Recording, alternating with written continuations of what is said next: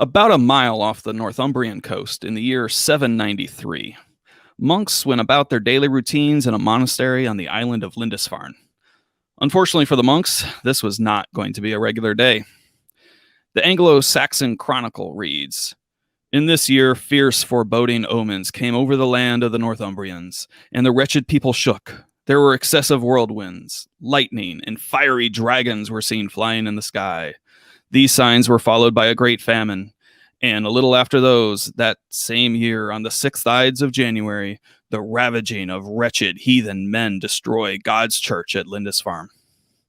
A scholar who was in Charlemagne's court at the same time described, "Never before has such a terror appeared in Britain as we have now suffered from a pagan race. The heathens poured out the blood of saints around the altar and trampled on the bodies of the saints in the temple of God like dung in the streets." The monastery at Lindisfarne was founded about 160 years earlier in the 630s by Saint Aidan, who came from Ireland as a missionary to the Anglo-Saxons. In 685, the great Saint Cuthbert spent his final years at the monastery as the bishop of Lindisfarne. The island, which today is called the Holy Island, was decimated by Viking raids on that day in 793. This raid marks the beginning of a new era in Anglo-Saxon history, the Viking Age. Welcome to the History of Modern Politics. My name is Chris Spangle. That voice that you heard is Matt Wittlief. And today we are discussing the Vikings and the King of the English, a major development in the history of Britain here on the History of Modern Politics. This is episode 6, but if you are hearing this in the free feed, there are all kinds of episodes 7, 8, 9, 10 are already available at historyofmodernpolitics.com or to We Are Libertarians Plus members. So please go check that out and make sure you sign up. You'll also get show notes, our reading lists, which are, Matt, it takes me as much time to put together the reading lists as it does to edit the episode. So there's tons of resources. This is a guide, and the History of Modern Politics is a guide to help you understand how our modern politics developed through the lens of Britain initially. And our goal is basically just to give you the highlights of history and then help you to take those reading lists and move on to study the things that interest you. And this era is one of my favorites, and Alfred is someone that interests me, and the Viking Age I think is very interesting. Mm-hmm. And Matt, it's so interesting that Netflix made a TV show called The Last Kingdom out of it, which we both enjoy. And many people, I'm surprised at how many people know that show. And that this kind of tells you the history of that entire series. Yeah, we're going to be right square in the middle of it. I think we'll reference a couple places of how it aligns to episodes in The Last Kingdom here as we go through things today. And so we're covering the era where we left off in Britain in episode 4. So we'll pick up the dates from about 825 only through 935. We're only going to cover about 100 years here today as our episodes kind of continue to go through time now. The time span that we'll cover is going to be a little bit shorter, but we've got the legacy of one of the most famous English kings, Alfred the Great, here today. Isn't it funny that 100 years in our world feels in our lifetime feels like forever, but when you're talking about history, it's just this is only 100 years. The last episode we did 500. Yeah.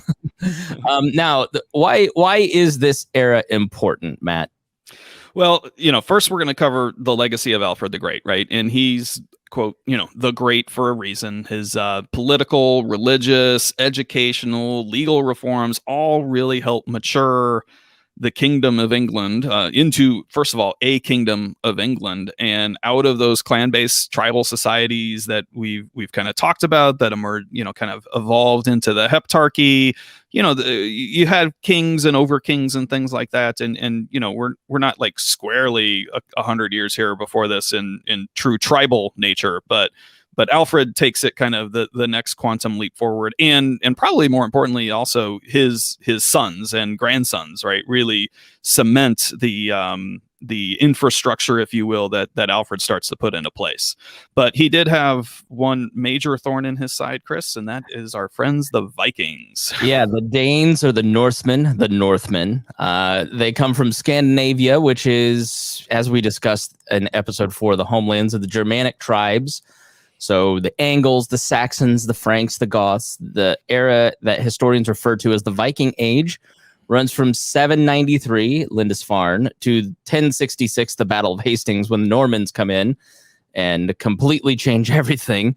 While the bookends of this era align to historically British events, in this episode we'll see the impact of Scandinavians in both Britain and France. So we're continuing on when the native British call for help when they're being attacked by Vikings. The Anglo-Saxons move in, and that just kind of continues. People from the interesting thing about Britain, Matt, is that the Norsemen and the Franks from the south and the even Spaniards, what would be Spain today, like all move into Britain. It's a rich area of resources that kind of have these convulsions, and the 1066 is the delineator between the tribes, and then just we'll get to the Normans, but they're psychos. They're the worst of them all, and they really like solidify power. But this is the beginning of those threads. So let's start with Egbert and pick up from episode 4, where we had the Bretwalde Egbert of Wessex, who ended the Mercian supremacy. So tell us a little bit more about how this all started to develop in 825. Yeah. I mean, if you remember from episode 4, Mercia, the area kind of in central England, as you think about it today, or central Britain, that was really the power center. But Egbert defeats the Mercians in battle in 825 and kind of creates overlordship of the rest of England at that point. That's the concept of the Bretwalde. And however, it didn't last that long. A couple of years later, the Mercians, kind of regained that independence, and, kingship wasn't fully hereditary yet at this time, but Egbert was able to make the right alliances and deals and secures the throne for his son, Ethelwulf, in 839. And with that alliance, Ethelwulf is controlling both Wessex, which is in the south and west, if you recall, and Kent, which is over in the southeast. And so his oldest son is given Kent to kind of rule as a subkingdom immediately, and then a few years into his reign, his daughter is given to marriage to the king of Mercia to try to continue to form and cement some alliances and strengthen relationships.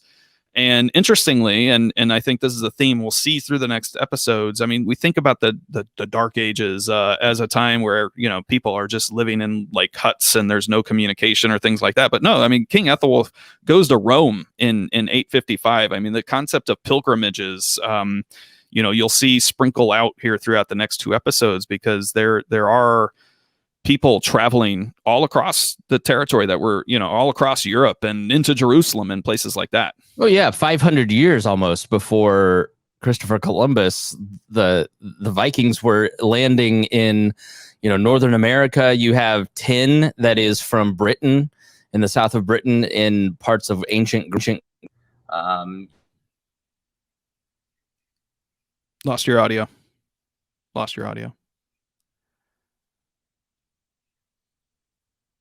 Hello, can you hear me now? There it is. Okay. You were saying finding tin. Oh, yeah. And in ancient Greece, there's British tin. And so you have a large amount of movement, even in ancient times. So we call it the Dark Ages because we don't have a lot of written record, which we'll see Alfred start to correct in this episode.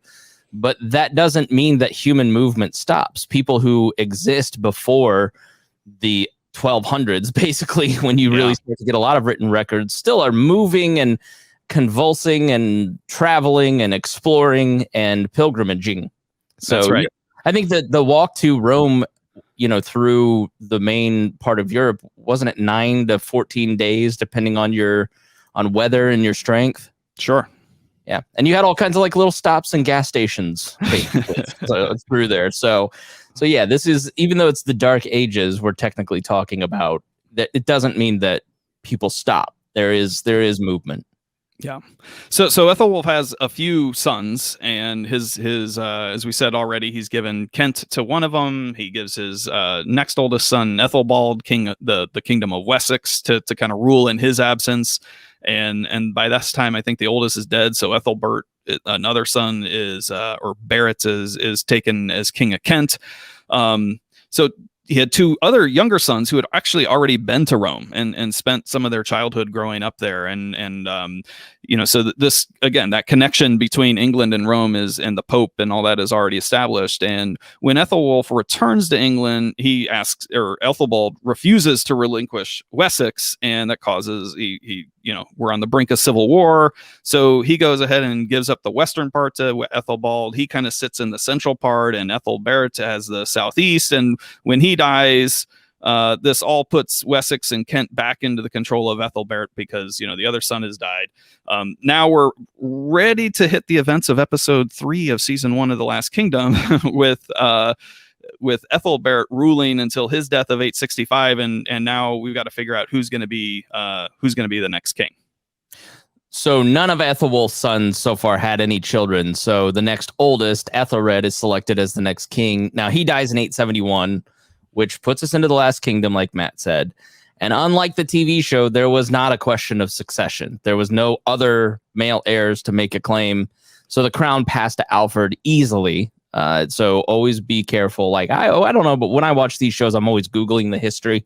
Yeah. And the Last Kingdom is fairly terrible when it comes to true history. So the crown passes to Alfred. He's the 5th and the youngest son of Ethelwulf, who should be called the Father of Kings or something. Yeah.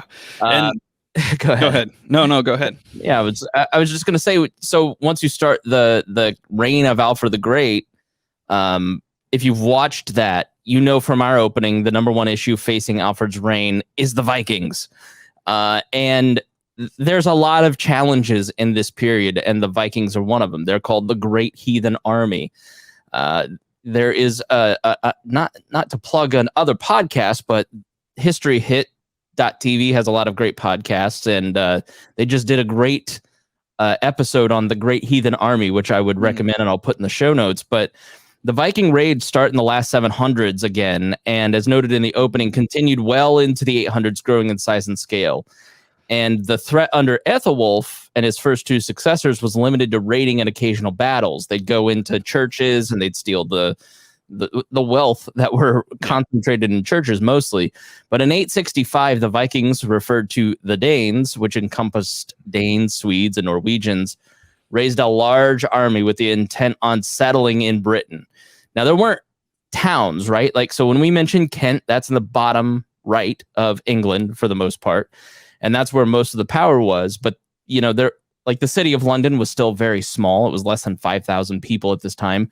So they want to settle in where you can grow food. And that's what they're trying to invade.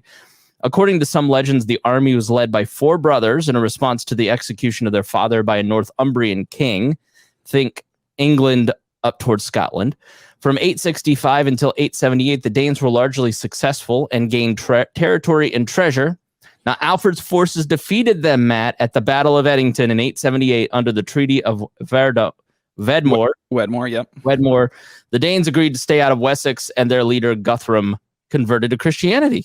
Right. And so this establishes the time or the policy known as the Dane Law, right? So Alfred is able to retain Wessex, and the eastern part and the northern part of England is settled and ruled really by these Danish invaders, by these Vikings. But you are beginning to see the influence of Christianity already taking hold on the heathens of the Vikings, right? As they slowly start to convert from their Norse pagan religions over into Christianity and try to, with varying degrees of success over the years, cohabitate and coexist with the English.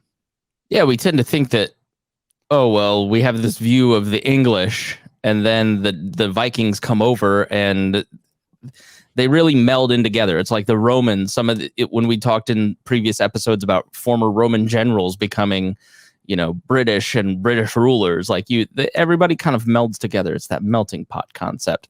So, Alfred continues to rule over Wessex and Kent. Think London over to the right there, with Western Mercia as a sub-kingdom.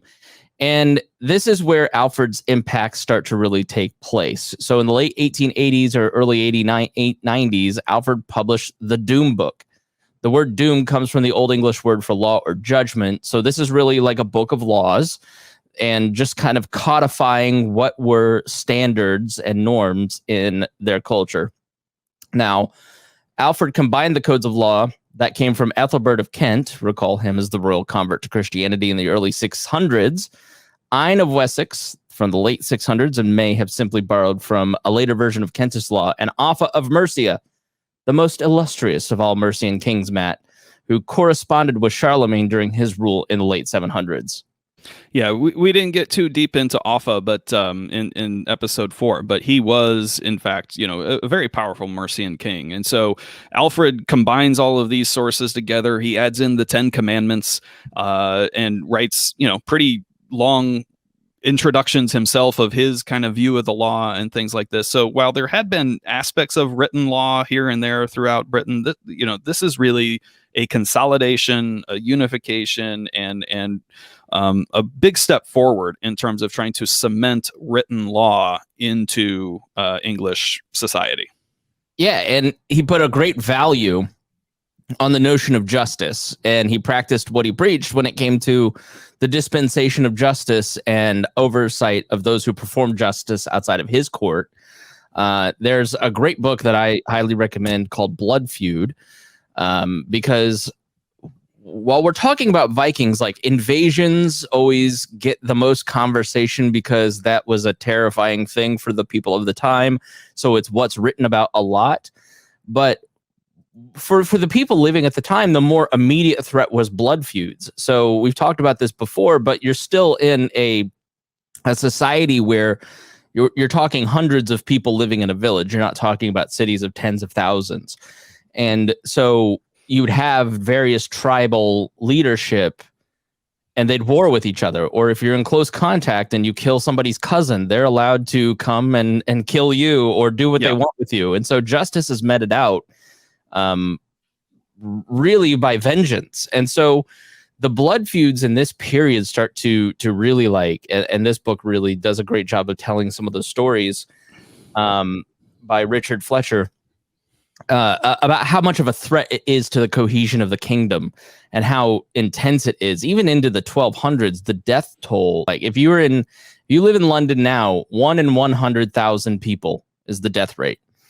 In the 1200s, which is almost double, like, we're in the 800s, the death rate was 50 out of 1,000. In London, it was 100 out of 100,000. So your death rate is incredibly high, and violence is incredibly high. And Alfred sees this as a threat and starts to really consolidate the law to administer justice as a way of diffusing the vengeance policies of tribal government and trying to make it more fair. Because just because you think Matt killed my cousin, it doesn't mean that Matt did kill my cousin, right? That's right.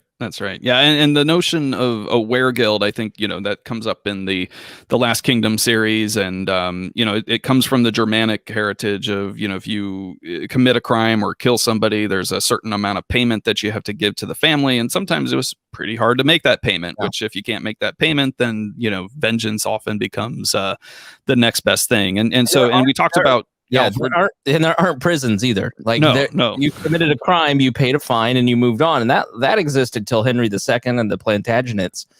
But there weren't prisons. You got caught stealing, you got your hand cut off. That's right.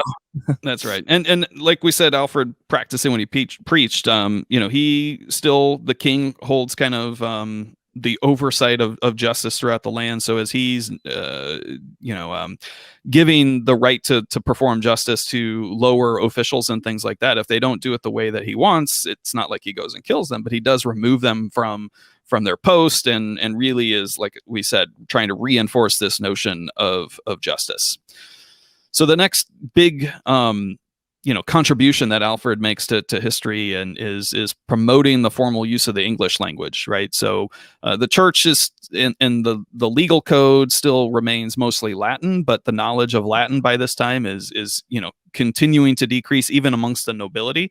And so Alfred makes the steps to set up court schools, schools in his court, right, to teach English. The Doom Book is written in English, and there's a lot of other projects, including his most ambitious project, that is written in English as well.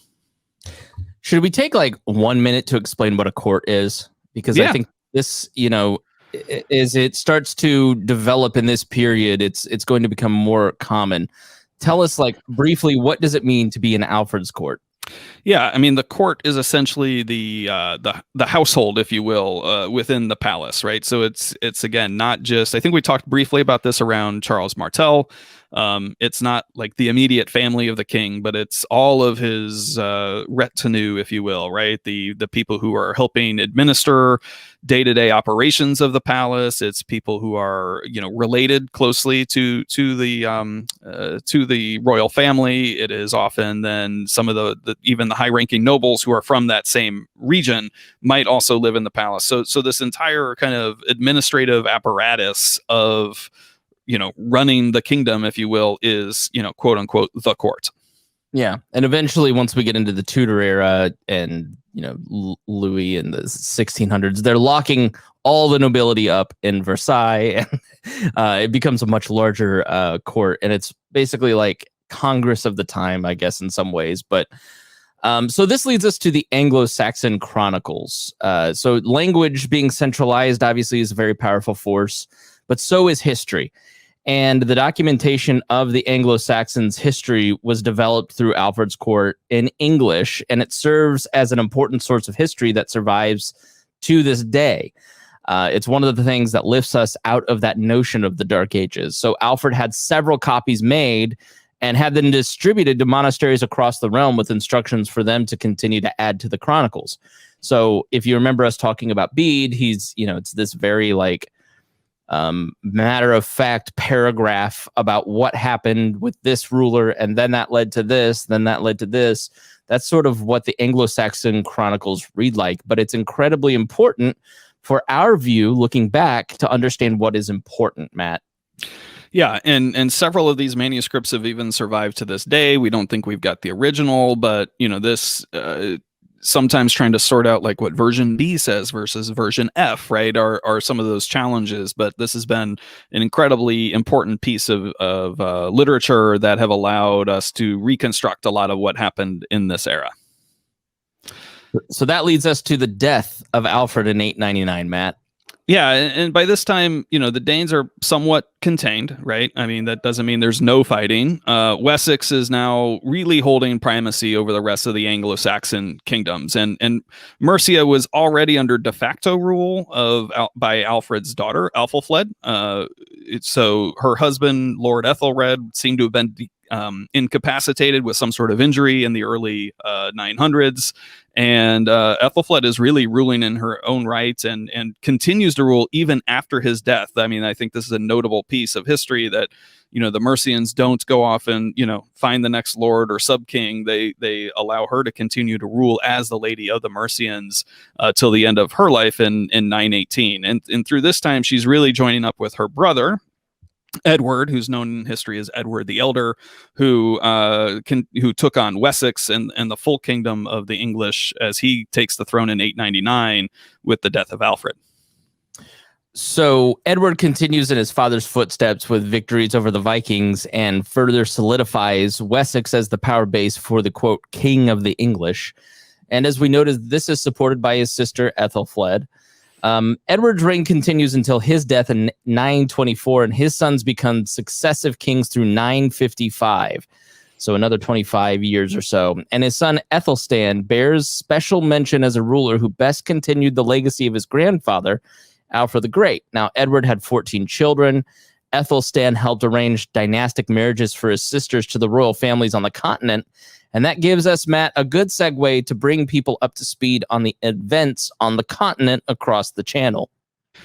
That's right. So if we look first at his sixth child and his third oldest daughter, Edgath, she is married off to Charles the Simple, and this is probably as early as 917. So while Edward is actually still alive. So if you remember at the end of our last episode, episode 5, Charles the Fat was the sole remaining adult male heir in the of Charlemagne, which gave him control of the entire Carolingian Empire. It didn't last long, and it wasn't really due to death. He was considered a weak ruler. He was having troubles of his own in fighting off the Viking raids in France, and seemed to have probably suffered from some ongoing illnesses. So a coup was led against him in 887, which was just 2 years after we left off in the end of last episode when he had the consolidation of the empire. So it's just far too much detail to get into this episode to explain all the various power grabs that were going on. But initially, the empire gets split into 5 separate kingdoms, which were not really ever reunited again until the age and conquests of Napoleon. Yeah, so late 1700s. Yeah. And if you now remember, Charles the Fat at that time was the only adult male heir remaining alive in 885, but there was another, and his name was also Charles, because, you know, everybody needs to be named Charles or Louis in France. Much like William, Edward, and Henry in England. Yeah. So he goes on to be known as Charles the Simple, and the epithet simple best translates like he was straightforward, not necessarily like, you know, simple-minded. And he was born in 879 to the West Frankian king Louis the Stammerer. When Charles the Fat is exiled, the West Franks elect the Count of Paris named Odo to the throne, and he rules for 10 years until his death, and then finally Charles the Simple is deemed to be old enough and becomes king.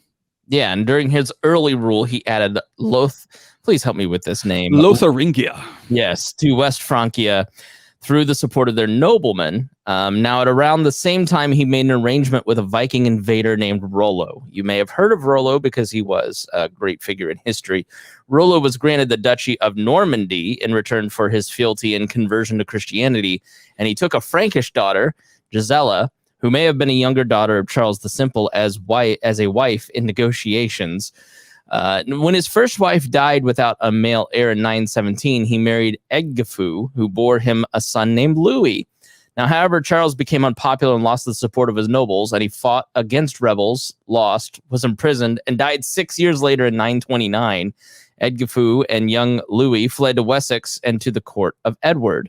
And so the next daughter of Edward to discuss is Ealhid, who married Hugh, the Count of Paris. And Hugh was the son of Robert, who was the brother of King Odo of West Francia, who we briefly discussed. And Robert has been given the title Duke of the Franks due to his military prowess and importance.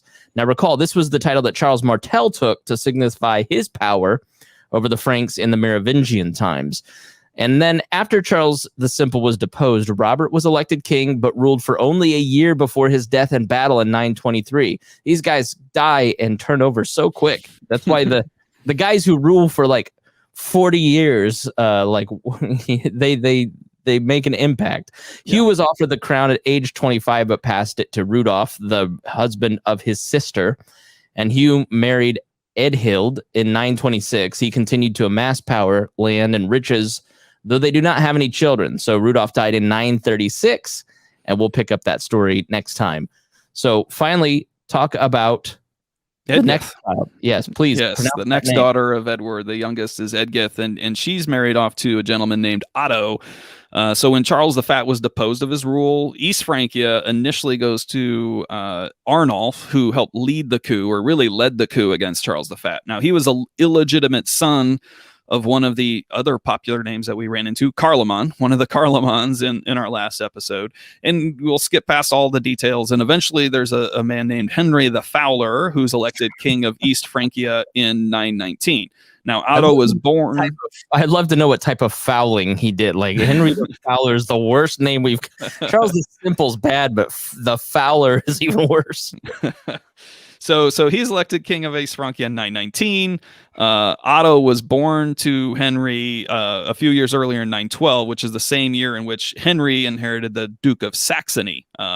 So by 930, Edgath is married off to Otto, and he is now the heir apparent to East Francia, right? So if we kind of take a step back now, in the year 935, we've got Ethelstan, grandson of Alfred the Great. He's king of the English, including the lands of the Dane Law, which are loyal to him. Louis, son of Charles and Ethelstan's sister Edgath, are in exile in Wessex, but he's potentially an heir apparent to the throne of West Francia. Ethelstan's next sister is married to the second most powerful man in West Francia. This is Hugh that we just talked about, who in history is referred to as Hugh the Great. And his other sister, Edgath, is married to the heir of the throne of East Francia. So I think it's really interesting to start to see these dynastic marriages, and now we're having increasing talks of things like counts and dukes and things like that, which, these are terms that everybody's heard, but we really haven't established what this all means yet to kind of bring it all home. So to do that, Chris, let's take a quick detour to wrap this episode up with some basic concepts of feudalism. Yeah, because you see the changing, the power dynamics are starting to form that we will see for the next basically 1,000 years through the count system and feudalism. And feudalism in its various forms usually emerged in locations as a result of the decentralization of an empire. So especially in the Carolingian Empire in the 8th century AD, it lacked the bureaucratic infrastructure necessary to support cavalry without allocating land to those mounted troops. So mounted soldiers began to secure a system of hereditary rule over their allocated land, and their power over the territory came to encompass the social, political, judicial, and economic spheres. It's not surprising that the person with the most powerful military force in a locality gets to control everything. However, once the infrastructure to maintain unitary power was reestablished, as with the European monarchies, feudalism began to yield this new power structure, and it eventually disappeared. So, as kings would move in and say, I'm in charge now, you start to see the breakdown of feudalism. Yeah, that's right. And again, no surprise that it kind of starts in the Carolingian Empire, in the territory known as France. The strongest elements of the tie back to the Roman systems were resident here in France and the Frankish kingdom. And so even some of that goes back to the notions of, I think we've mentioned the word federati, right? When the Germanic tribes were moving into Rome in the late Western Roman Empire, to try to appease them, they would give them grants of land and in return provide military service. And so this concept of the back and forth between I'll give you land, you give me military service is really the foundational element for the notion of feudalism. Yeah, I mean, way back in episode 1, we talked a lot about, in the beginnings of the Roman system, the client system. So we're going to focus more on the titles and kind of break down what some of these mean, because we mentioned counts and earls and things like that, because that's kind of foundational to the understanding of feudalism. We'll dig into more how feudalism shaped the legal system later on, but the key concept to understand is that it describes the general system and societal structure of the period. So at a high level, the king would grant lands to nobles in return for that loyalty, military service, and some form of tribute. So that client patronage system that we talked about. So in turn, the nobility may further subdivide land to lower vassals who may have their own arrangements. So they lease the land from the king and then they sublease it to somebody else. So at the bottom of this hierarchy would be the serfs or peasants. Now, this is all really important because that caste system, essentially in England, that really still somewhat exists. Class, it's breaking down now in the 20th century, 21st century, but the position that you held in society was really, really important. And people are constantly fighting for land and position in England. So some of the titles of nobility would depend on the size or nature of their land or their fief. So it's worth noting that some of the land ownership had already evolved and aligned to this model, but in other cases, it followed this notion of being a fief more explicitly. So, Matt, talk about some of these titles. Yeah. So in general, right, and this gets far more sophisticated and intricate and complex as the centuries progress. But because the people in power want to create subdivide even further, right? Exactly. But the lowest rank we should be aware of right now is that of baron, right? And barons are going to come up very significantly in some of the upcoming episodes here. So barons held title across one or more estates, and notably, they would have less territory than which a count would hold, right? And within the regions of the count. So barons may have received land grants directly from the king, but they might have also received it from a count. So the name count, Chris, right, originally comes from the Latin word comes, which really means companion. And that title was used in Roman times for the high-ranking officials, sometimes civil, sometimes military. And the French developed this notion of a county, which is, the territory over which a count presides. Now, in England, the equivalent of a count, that word evolved to be an earl. So you've heard of earls. That's really just the English equivalent of a French count. And that is partially derived from the word elderman, which was used in the Anglo-Saxon era, but probably more likely, emerged from the old Danish word called jarl, right? And so counties in Anglo-Saxon England were not called counties. They were called shires, which we've all heard of a shire. So that helps you understand what a shire actually is. It's the same notion of a county. Yeah, it's interesting that America ended up with counties and not shires. I'm in Marion County. It's sort of interesting how that developed. So the last for today is the Duke. A Duke is sometimes, but not always, a member of the royal family and may rule over a duchy. Now, a duchy in some cases has a degree of sovereignty. A duke comes from the Latin dux, which dates back to the Roman Republic and was expanded as a key role in Diocletian's reforms, where the title was given to the military leader of a province. That's right. And we just mentioned Hugh taking on the title Duke of the Franks, and Charles Martel taking the title of Duke of the Franks. Like, those were not through land grants. That was really through their military power taking the title of Duke. But as, again, we'll see over coming episodes, and generally speaking, when we start talking about Duke of this, Duke of that, it means they're ruling over a duchy, right? Which is somewhat of an independent subkingdom of a larger kingdom, or in some cases, it's essentially the same thing as a sovereign kingdom, except that has not yet converted to Christianity. So the ruler has not been anointed or crowned or blessed and endorsed by the Pope to be worthy of receiving the title king. And where do women fit in all this? Well, you heard that you were part of negotiations. They were not part of this power structure, but they did wield immense power in both their influence over the people that they ruled with, and also as, just basically merging powers, merging these dukedoms, merging these counts and earldoms. And we will see, thankfully, some very interesting and powerful women who wield some significant influence behind the scenes, some incredibly politically savvy. And so we will certainly highlight some of those amazing women as we go through the next few episodes. Well, really all the rest of the episodes. So that's it for today, Chris. All right. Well, it was great to catch up and talk to you today. Thank you so much for listening to the History of Modern Politics. We appreciate you being here. If you enjoyed the show, please